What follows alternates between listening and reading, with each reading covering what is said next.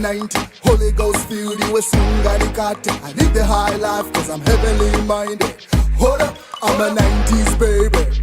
So really, you made me walk up to you and you don't subscribe to the channel, make sure you hit the subscribe button, like the video and share it with someone. I know you will.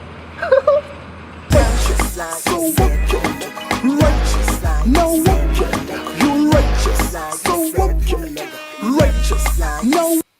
Well, as you may be aware, the Patriotic Front had communicated, should have been 48 hours ago, to its members, telling them to say they should hold off any campaigns that they are doing within the party for presidency.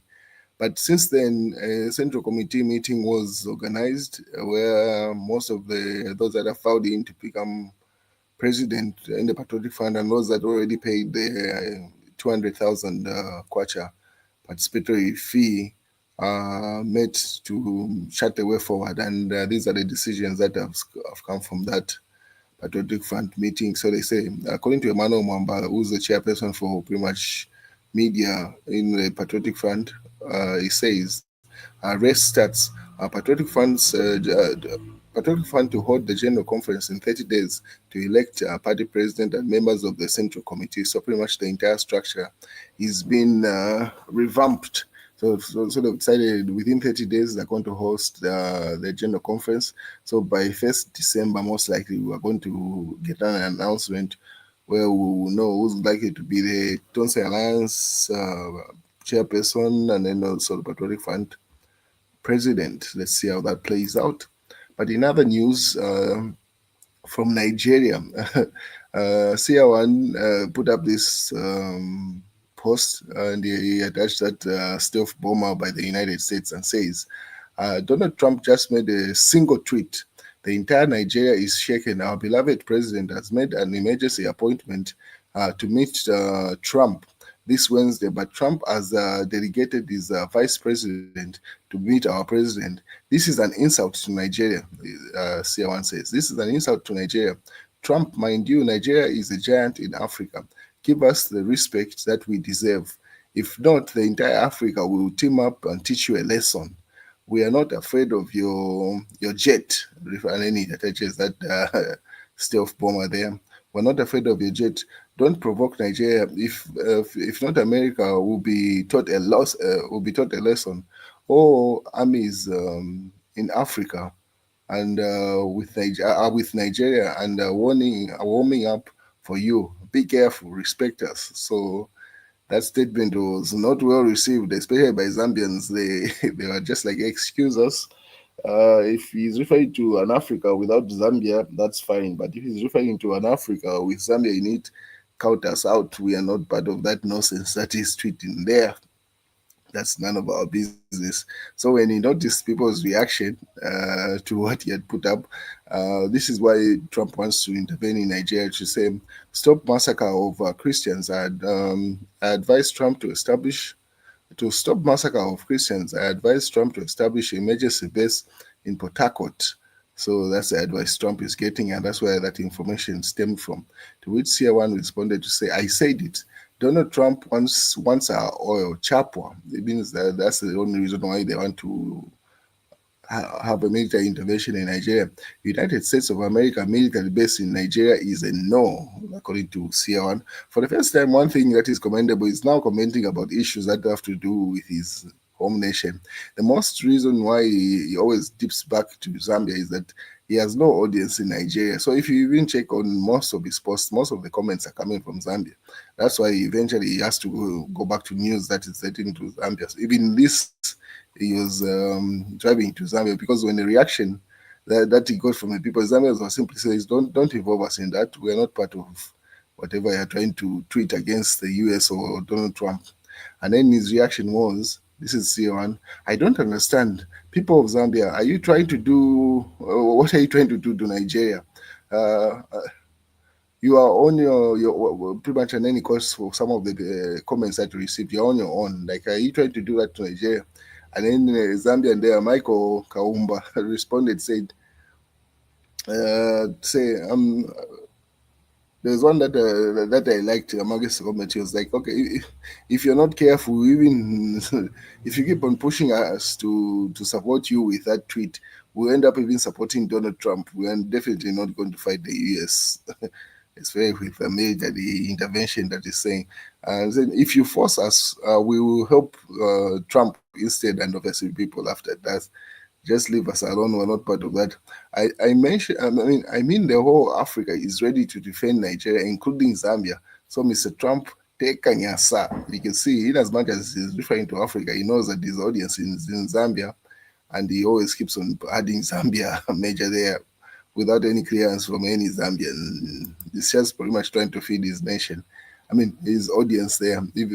Most of the posts he's making about Nigeria is still referring to the president of Zambia. You see, he attaches Donald. I mean, he attaches Hakainde Hichilema's image there, and he says, "All the Christians in Nigeria right now, Uncle Trump, thank you, sir."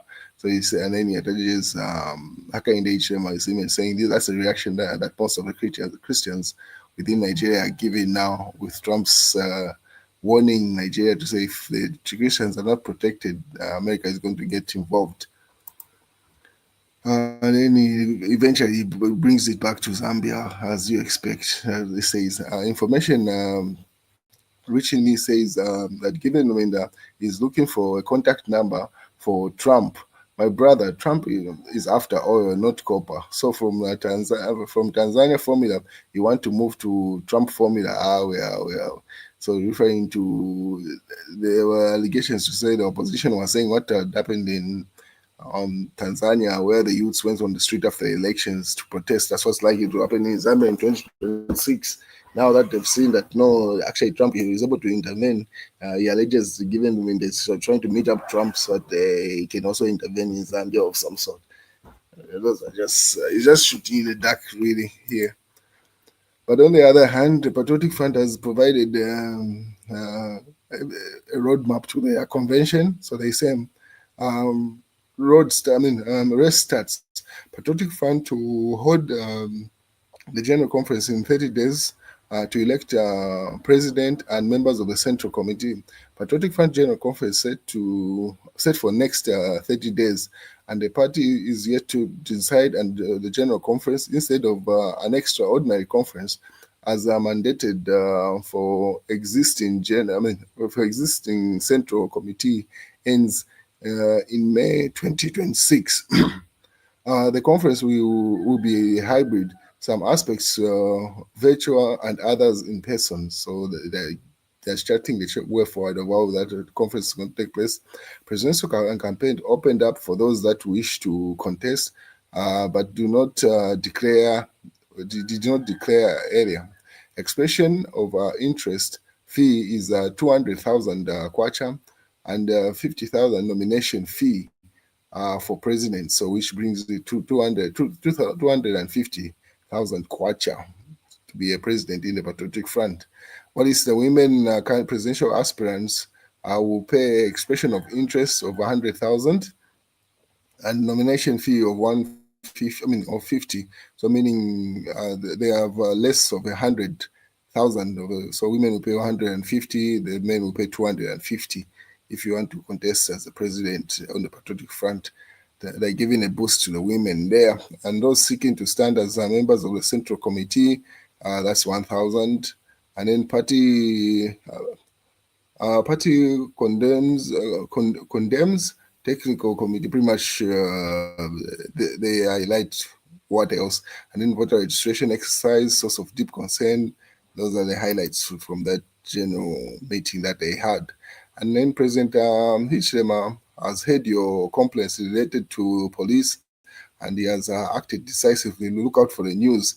Guess who has been removed? So if you remember, it should have been like a week ago when, if not 2 weeks ago now, I think a week ago mostly, during the celebration of Independence Day, standing in the gap overnight, it was cancelled by the police, and then it caused a lot of fracas, which made the State House to respond immediately to say the president had nothing to do with that. He did not issue those instructions.